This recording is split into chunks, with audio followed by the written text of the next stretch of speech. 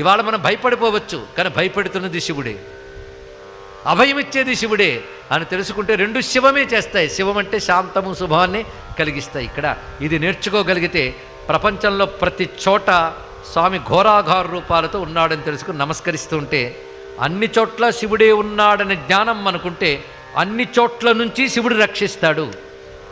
నేను తెలుగులోనే చెప్పాను, మరొక్కసారి చెప్తాను. ఇవి సూత్రంలా గుర్తుపెట్టుకోవాలి.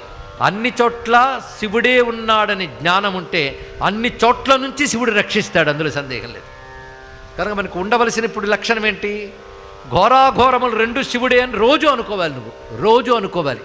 రోజు అనుకోవడమే పూజ, మరొకటి కాదు. ఘోరంలో అఘోరంలో శివుడే ఉన్నాడు, శివుడే ఉన్నాడు, శివుడే ఉన్నాడు అంటే శివుడే ఏమనుకుంటాడు తెలుసా? నా అడ్రస్ వీడికి తెలిసిపోయింది, జాగ్రత్తగా ఉండాలనుకుంటాడు. అన్నిట్లో నేనే ఉన్నాను పట్టిసాడు కనుక వీడికి అన్నిట్లోంచి నేను రక్షించక తప్పదు అనుకుంటాడు తెలుసా మీకు.